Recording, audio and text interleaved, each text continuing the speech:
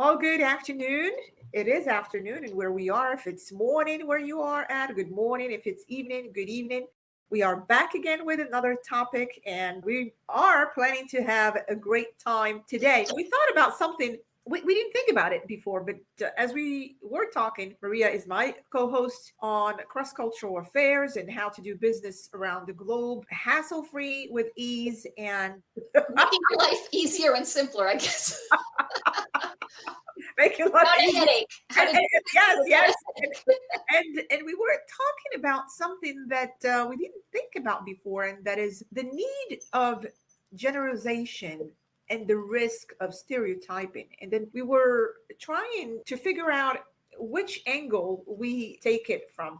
But what we know is that in our increasingly globalized world, cross cultural interactions have become an integral part of both personal and professional life. While understanding cultural difference is crucial for effective communication and collaboration, we often find ourselves walking a fine line between helpful generalization and harmful stereotypes. So, this discussion hopefully will explore the delicate balance between the need for cultural generalization to navigate diverse environments and the importance of avoiding oversimplification that lead or can lead to stereotyping. And we are going to touch on few examples as we see it happening today in the corporate world as well, in the e-learning world. So we'll take it from here, Maria. Let's start from whatever point you want to take this to. We were talking about a few different things, and I thought we were going to be exploring a little bit more than the generalization and stereotyping. I thought we were going to be looking a little bit more at the importance of why learning about intercultural issues is so important, especially the oversimplification of using, for example, canned, pre-recorded or workbooks that are online PDFs, which I have noticed, like after 24 years of doing cross-cultural training, I've noticed that a lot of companies have been moving in that direction Uh-huh. in order to simplify, I guess, to simplify their lives. But you're seeing that the quality is really, really drastically going down, which probably contributes to what you're talking about Yeah. for a host of different reasons. It's not the same thing to sit with someone and have all of your questions answered than to be given a link to a pre-recorded session. Which, let's be honest, folks, when you have a required e-learning module, everybody usually tends to procrastinate till the very last moment. If it's not required, you probably won't even bother, Yeah. and you probably won't open it, and you'll just kind of wing it. And that's the problem when it comes to a lot of these asynchronous learning tools, as opposed to how we were doing until about 5 minutes ago, probably pre-pandemic, where we were getting a nice robust specialization with experts.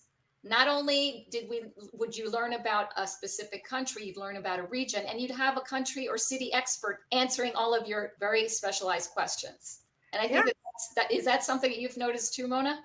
Yeah, absolutely. I've noticed that, and more and more we're moving towards the e-learning. And beside what you just mentioned, how much can you actually grasp from going on the internet or going on a portal and clicking on a certain topic within the cross-cultural discipline, and you actually can grasp to apply within your daily interaction with different people from different part of the world. So how much can you do that versus if you have somebody that is really teaching you, is talking about the topic, and have possesses experience or have been in those environment that he's teaching on.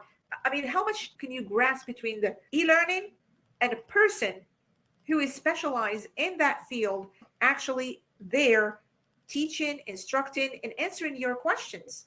And that's something, perhaps, because yes, there are some elements of culture where generalization is needed. And of course, let's say, for example, if we are for somebody that's coming to study the American culture as an example, he will or she will look at the American culture as a whole. But when we are dealing, let's say, for example, we are talking about someone from New York and someone from Texas, they do know for a fact that there are quite different in terms of their daily operation and how they do things and how fast New Yorker pace is versus the Texan, so on and so forth. They do know the difference, but for somebody outside of that realm or outside of the United States, they have to look at them as being the same to understand more about the American culture. But we do know that no two people are alike. So you just cannot come and just put on a portal or platform. All right, today we are going to learn about Iran as an example. Well, Iran is a big country. And then so often you just, oh, okay, Iran is a Muslim country. Okay. What else? Are you going to compare Iran, Shia sect, with the Jafari uh, denominations, which is 12 Jafari denominations, with another country where Islam is the dominant faith? Let's say, just pick one. I'll just say, for example, Algeria. You are going to make mistakes because Well, you cannot generalize. You have to take one part of Iran and study it and then go to the different parts of Iran. That's the only way you are going to understand. And we are giving an example. That's the only way you are going to understand the Iranian way of doing things, because when we're talking about Iran, we're talking about so many civilizations that occupied, inhabited the country, that left an impact and influence in that culture. And even today, if you're going to an Armenian side of Iran, is going to be a different atmosphere if you go, for example, compared to if you go to a city of Qom, which is one of the holiest city of Iran. Things are going to be different. We have to be very aware of the different aspects of the national cultures within Iran. well, there you go. You're talking about the richness of experience that an instructor-led training will bring that no pre-recorded or no module will bring you. You need to customize and personalize. It reminds me of that conversation we had Yeah, where you said, what are the Chinese like? What Chinese person are you talking about?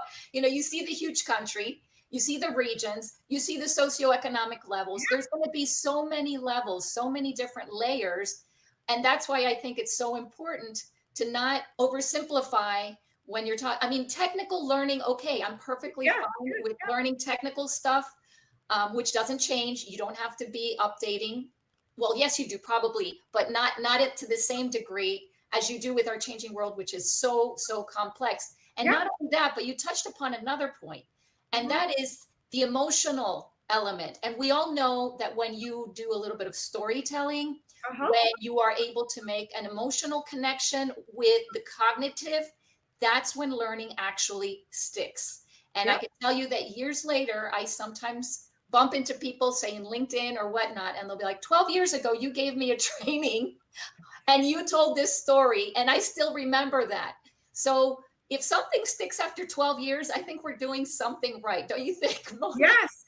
Yes, absolutely. Absolutely. Well, I mean, like you said, we are oversimplifying complex cultural nuances that no portal and no module is going to really give you the best overview of what that culture is about. And on top of that, beside the oversimplification, there is a potential of discrimination and prejudice that we have to be aware of. Because if you're not quite understanding the differences between, going back to Iran as an example, between all these 12 Jafari, we call them madahib, Jafari sects, I mean, you're just going to be missing the point. You will be missing the point. We want to make people aware of and avoid and bring specialized person to teach, to talk about this, and people who have experiences in those particular disciplines. And I think here's the thing, it's one thing to have a very general overview, but in my experience, when you have a high level executive who's Yeah, moving from one place to another, or even a middle level executive, but their productivity and their effectiveness is going to depend on their successful adaptation. hmm I think it's very risky to think that you can just let that be handled by a very general training. I think it's very important for there to be certain levels of interactivity. And as a matter of fact, to my clients, I usually suggest the following. I say, let the person do their transfer or their move. Give Uh-huh. them at least 4 to 6 weeks to get a feel. I think in my experience, the best point for a cross-cultural training is 4 to 6 weeks into their assignment where they've had a chance to make some observation. They've even had a chance to make a mistake or two. Yeah. And then they finally have the context and the understanding of what they actually need. And they'll be paying attention because they're not so stuck on all of the logistics of their move. Yeah. Because when I do a training before they move, half of this stuff, since they can't apply it right away, they don't know and they'll forget it. So the recall is not there. I always suggest letting the people who are going to be making the move when we're talking about expats here, or even short-term assignees. Uh-huh. Let them get situated. And at that point, it's like, okay, what have you noticed? What is fascinating? What are you confused about? Uh-huh. And what don't you like? This is the moment, and it's the moment to start talking about, like you said, what are the complexities? What do you Yeah. think is going to be challenging for you? What do you think you're going to have to work on?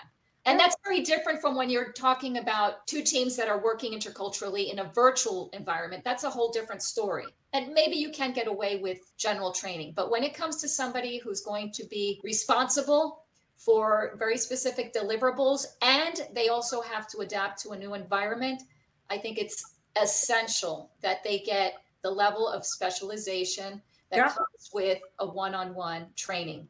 Yeah, absolutely. So, in other words, what you're saying is we do need to create a cultural generalization to teach and learn certain culture, but keep the individuality in mind because each person requires different method of teaching and different way of doing things at the same time. That's for the person that we're teaching, and also if they're in certain leadership positions, or if, like, let's say, for example, if they're going abroad or they're dealing with other groups, we have to also educate them on the individuality on the other side.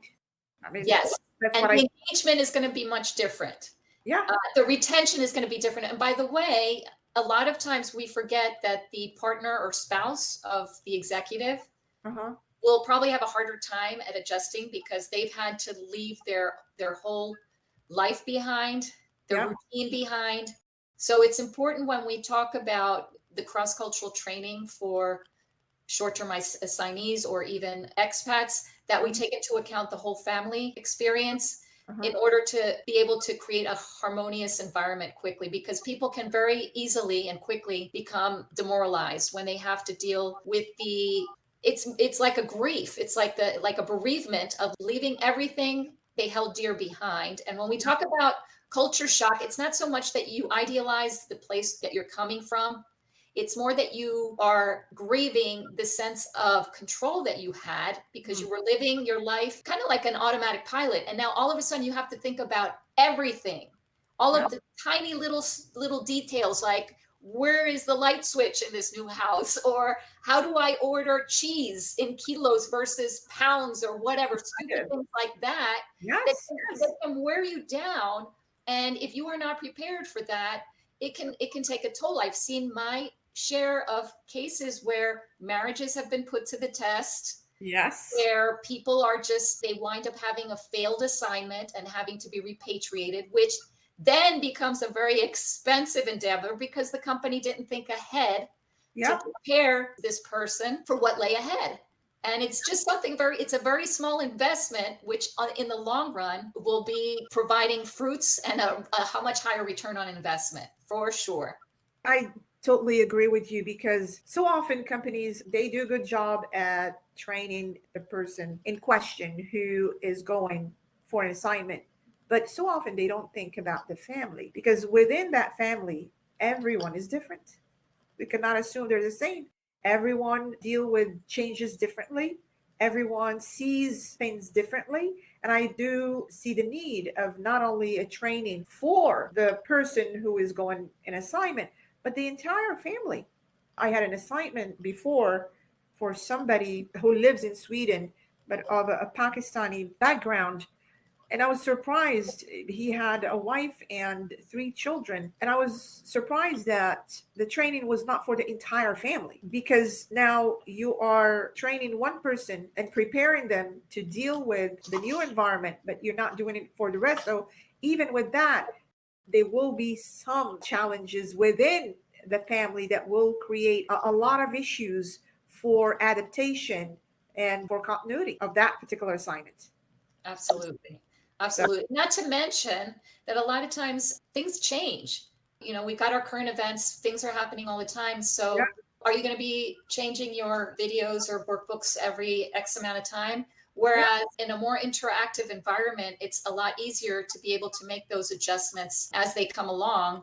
And you're not going to be subject to outdated information. You'll be probably working a lot more interactively, being able to ask personalized questions, get a coaching where you need it, especially when it comes to issues, sensitive issues that have to do yeah, with yeah, communication, giving feedback, retention, yeah. real live examples of challenges that you might be facing.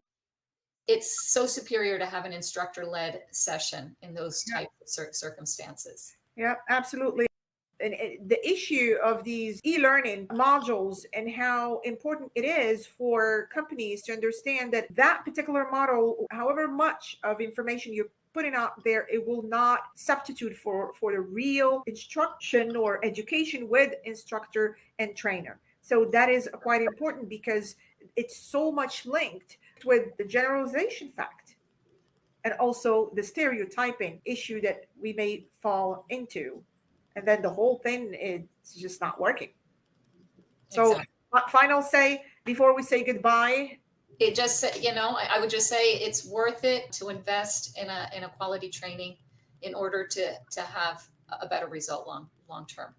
Okay, you heard it. Get advice from real people.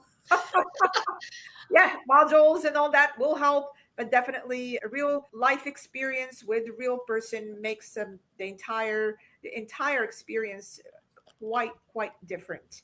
All right, until then, stay safe and be well. See you soon. Bye bye.